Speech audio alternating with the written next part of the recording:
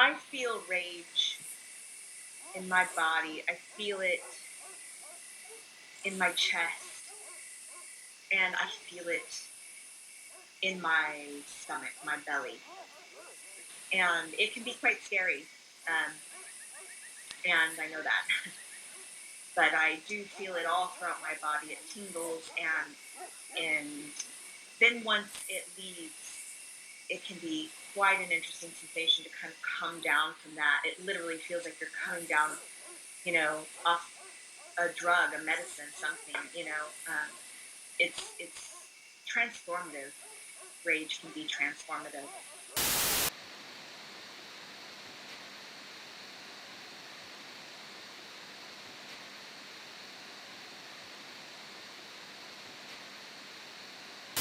They called me Raging Cain in the day, and now you probably know me through my much discussed depiction in the book as a rage-filled psychopath. Well, maybe if I would have been an only child, everything would have been different. But Mom and Dad, they had to populate the earth, so it wasn't long before my brother Abel arrived.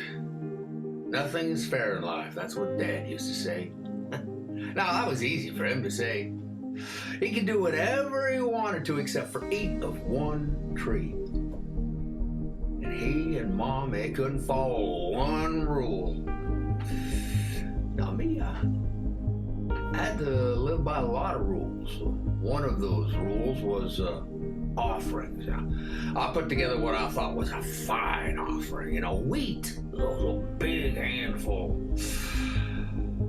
I left my offering thinking everything was okay. A little later, I come back, and what has Abel left? Fat portions from some of the firstborn of his flock. Now, you put that on a grill, and it's instantaneous melt in your mouth deliciousness. You can't compete with fat. The offerings were rigged, and I told Abel so. What does rage feel like? I don't know. Abel laughed at me. That little piece of... I turned away. Sort of showed him the other cheek, if you know what I mean. He just kept laughing. Yeah, he just kept laughing. So I gave him a good one right to the head.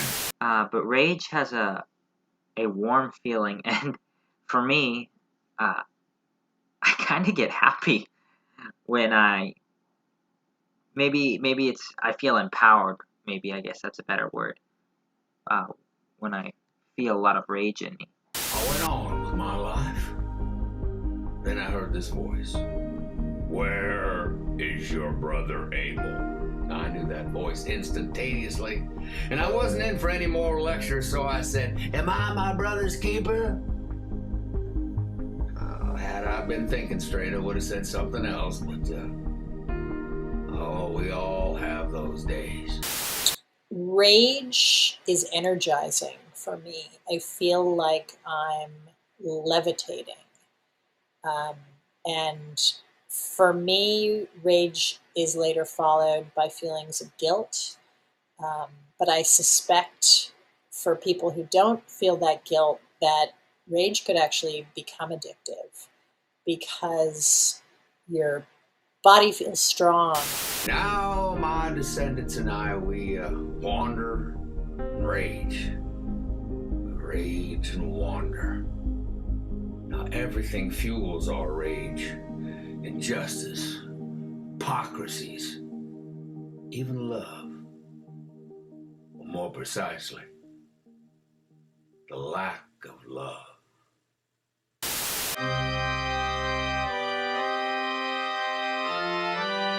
God is love. Christians are commanded to love. Everything is supposed to boil down to love. I rage from hypocrisy. I rage because a lie called the truth dictated my father's love. I rage from pain of what was stolen by a fucking printing corporation, masquerading as ushers of a life utmost utopian. If you're fooled and they pull you near, you stand to lose who and what you hold dear. Under 16, baptism. No idea what it would mean. Over 2 years shy of legal adult and still lacking the right to vote. Yet I emerged from that water a full-fledged member of their cult. I actually signed a paper that day declaring me a Jehovah's Witness, the ramifications of which the teenage brain had no fitness. Shouldn't a parent's love for his child outweigh his love of neighbor? Yes. Until she disagrees. Then you will treat her like a stranger. Actually, you can talk to strangers, for preaching and teaching, but not your child suffering from independent thinking. Shun her.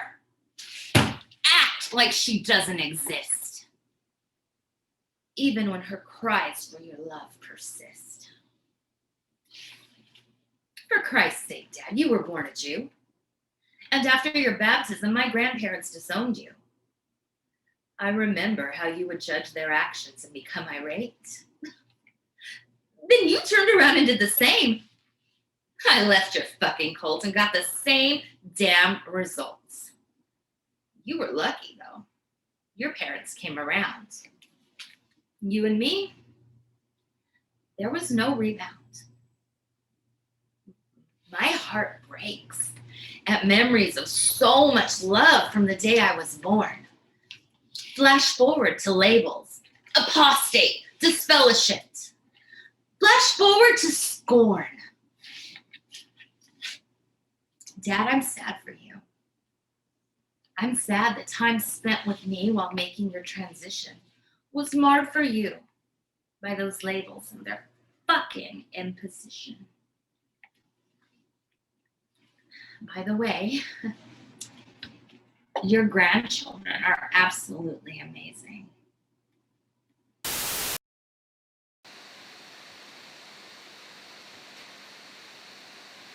So like as a person, rage tends to be my go-to emotion. So that list is very long.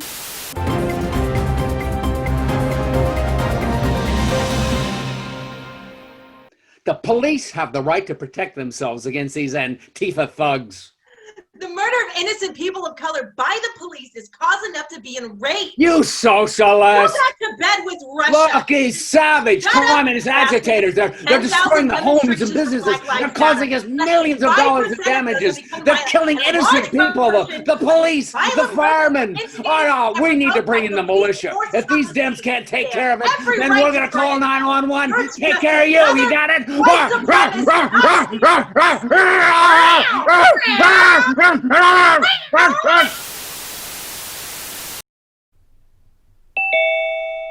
Welcome, gentlemen. I'm sorry to pull you off the golf course on this lovely Wednesday morning. We're going to announce today that contraception, fertility treatment, prenatal wellness visits, mammograms, pap smears, early childhood visits, and reproductive health are no longer going to be covered by our health care.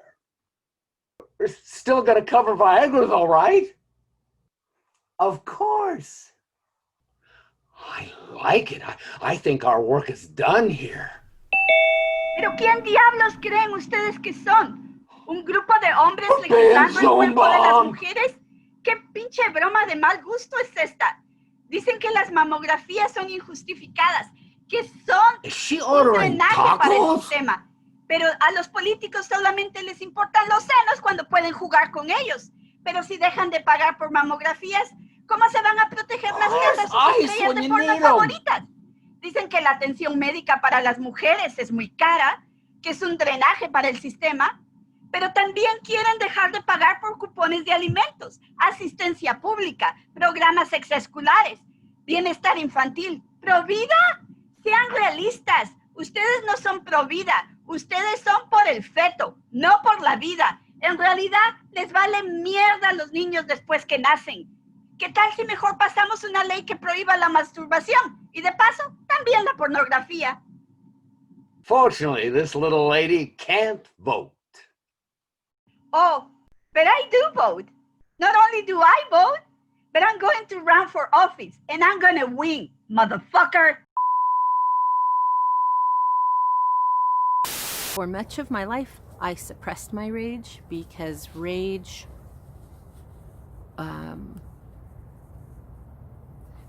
brought a response that I was unprepared to handle.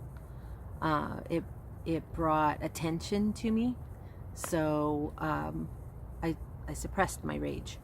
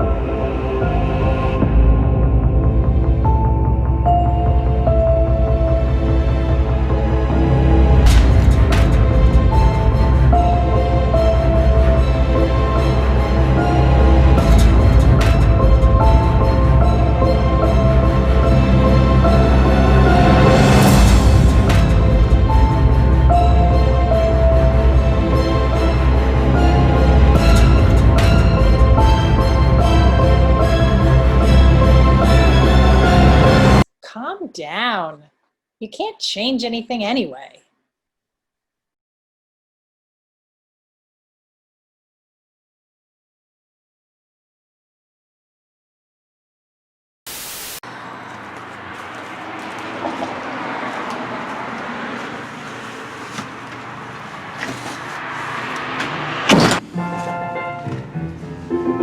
I feel angry, oh so angry.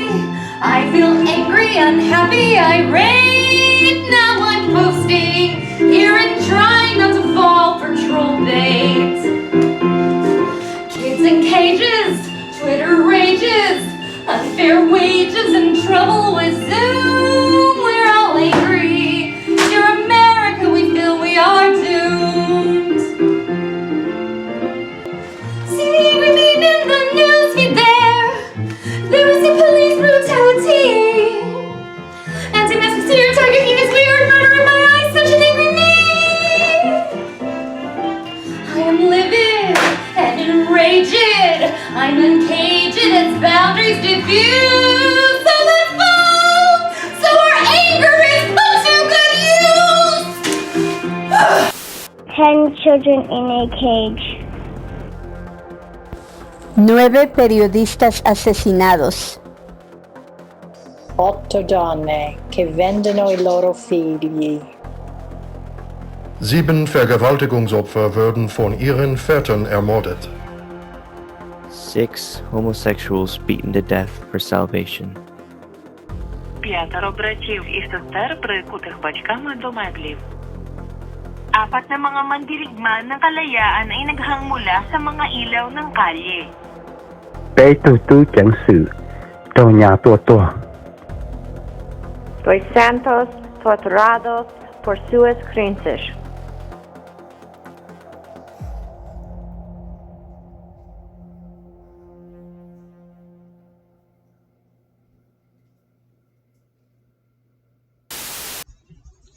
"2020 has been a hell of a year, hasn't it? From protests to elections, COVID and fires, there's so much rage in every direction you look. Our predecessors fought tooth and nail so that every single one of us could have a voice and the right to vote. From the birth of democracy in America to women and people of color battling for that right. Do not diminish their fight.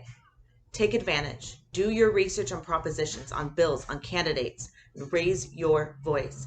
And please, I cannot stress this enough, vote." Rage tells us that something's wrong. It says something's not working anymore. or we will not continue to tolerate it anymore. It says, I'm hurting. You're hurting me. So I'm a big believer in the productive abilities of rage. I think that rage is what propels social change.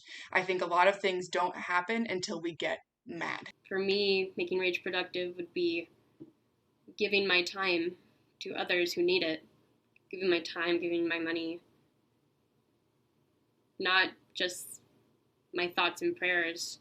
A really great productive way, I think, of being able to manage your rage is to go find things that you actually want to get involved in, things that you can help with, whether it's a political party or something that you feel very passionate about. Like, go out, go do something, go change the world. Come on. Let's go make a difference.